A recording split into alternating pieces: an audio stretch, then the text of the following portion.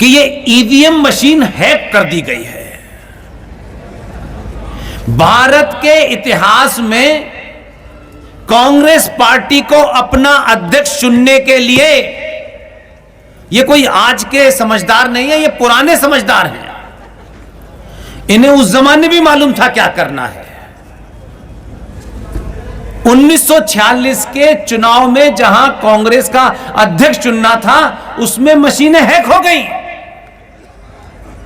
डिब्बा खुला, आचार्य जेबी कृपलानी ने 15 में से 1 वोट पट्टाभी सीतारमन को मिला, 14 में से 2 वोट इनवैलिड हुए, 12 वोट लौह पुरुष सरदार पटेल को मिले।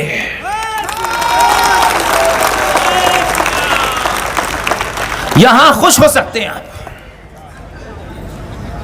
अब उस पूरी बात को पढ़ेंगे तब आपको समझ में आएगा।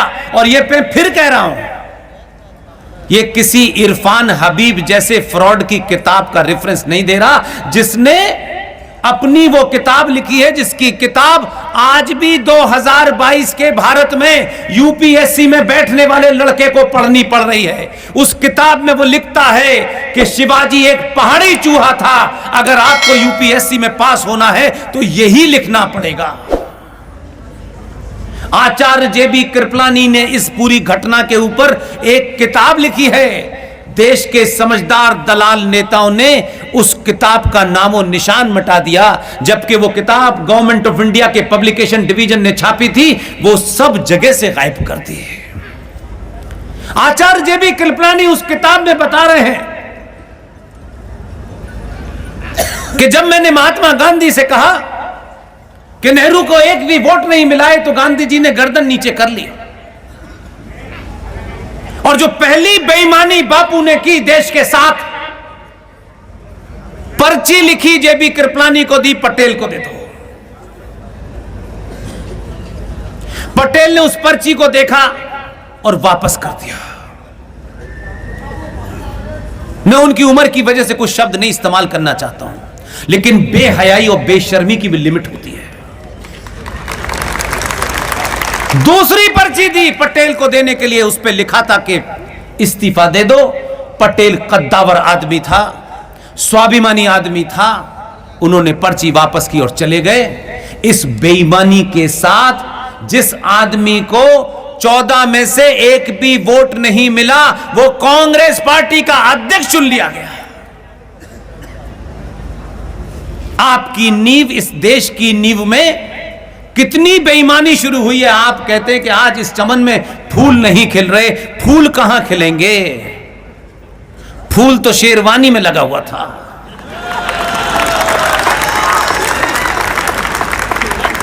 और आचार्य जेबी कृपलानी की एक किताब गायब है। हमारे गुड़गांव में एक मित्र थे, जब हमने जिक्र किया और फेसबुक पर डाला तो उन्होंने मुझे कहीं से पीडीएफ भेजी, तब उसमें से मैंने रेफरेंस लिया। वो जेबी कृपलानी ने लिखा है, किसी और ने नहीं लिखा है। और आप सोचिए किससे दूसरी बड़ी बेईमानी, वो अध्यक्ष चुन लिए गए क्योंकि उन बापू का कहना था कि इनसे अंग्रेजों के थोड़े अच्छे ताल्लुकात हैं, ये थोड़ा अंग्रेजी बोलता है, इसलिए इसका अध्यक्ष बने रहना ज्यादा जरूरी है, क्योंकि जल्दी ही ट्रांसफर ऑफ पावर होने वाला है। क्योंकि जो कांग्रेस का अध्यक्ष बनेगा वही प्रधानमंत्री बनने वाला था। दूसरा सबसे बड़ा झूठ भारत का हर बच्चा बेचारा आज भी यह बोलता है कि भारत के पहले प्रधानमंत्री कौन थे। बताया जाता है पंडित जवाहरलाल नेहरू। अब यह बात कही जा रही है लेकिन सच नहीं है। ये भारत का चुनाव तो 51-52 में हुआ है, संविधान 50 में आया है। तो ये जो बाप हमारे चचा थे, इन्होंने शपथ कब ली? 2 सितंबर 1946 को यूनियन जैक के नीचे किंग ऑफ ग्रेट ब्रिटेन के प्रति अपनी निष्ठा दिखाते हुए उनको शपथ किसने दिलाई? लॉर्ड माउंटबेटन ने, और वो देश के पहले प्रधानमंत्री हो गए। लेकिन इससे भी एक बड़ा पाखंड है। उसी जवाहरलाल नेहरू जी ने जब 15 अगस्त 1947 हो गया तो यह बताया कि देश आजाद हो गया है, सब हमारा है। उस हमारा होने की मैं आपको एक कहानी सुनाता हूं, इसी से रिलेटेड है। जब यह सब कुछ हो गया तो ब्रिटिश इंडिया यानी ही गुलाम भारत का, ब्रिटिश साम्राज्य का जो आखिरी वॉइसरॉय था, जिसका नाम लॉर्ड लुईस माउंटबेटन था, यह कितनी खूबसूरत आजादी है कि 15 अगस्त 1947 को जब आप जश्न मना रहे थे कि भारत आजाद हो गया, उसी वक्त अंग्रेजों का आखिरी वॉइसरॉय भारत का पहला गवर्नर जनरल बन गया।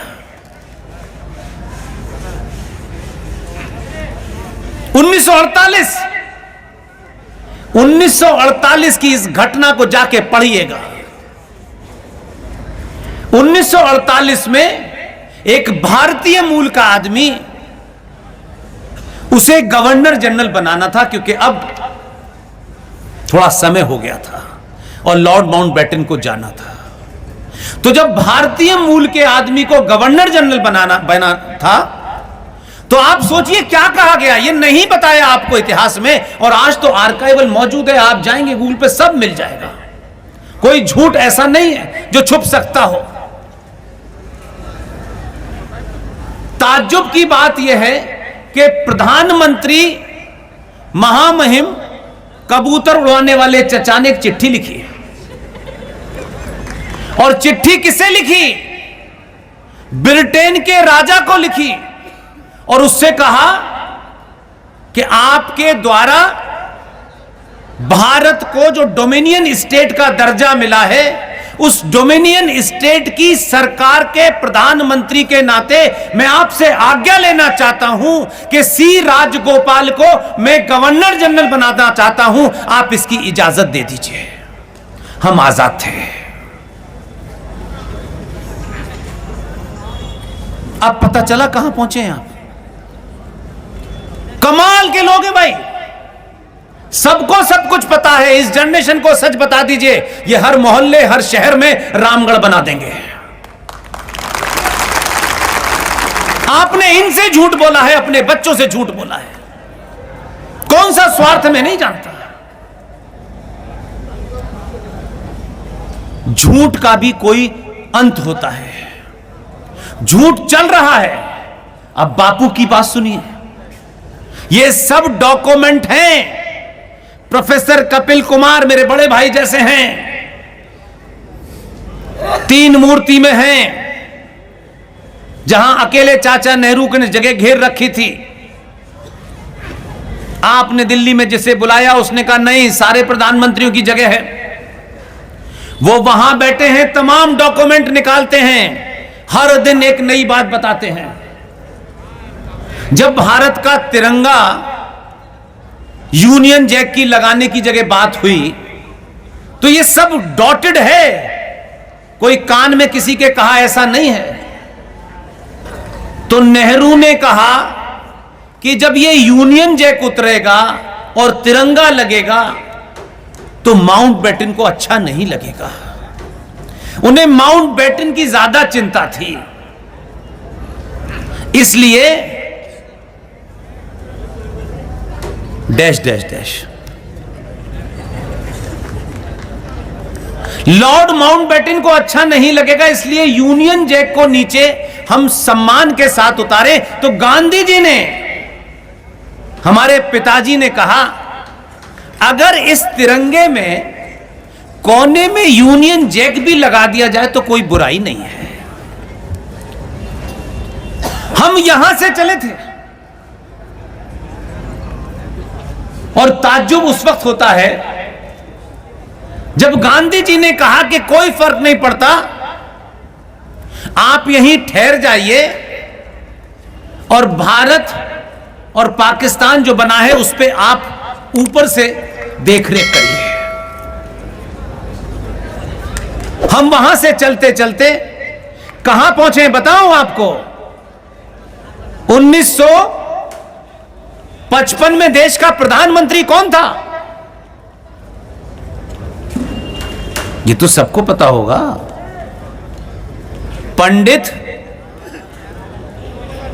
कौन से पंडित, कहां के पंडित, आज तक पता नहीं चला। लेकिन पंडित लगाने से कई कुकर्म छुप जाते हैं।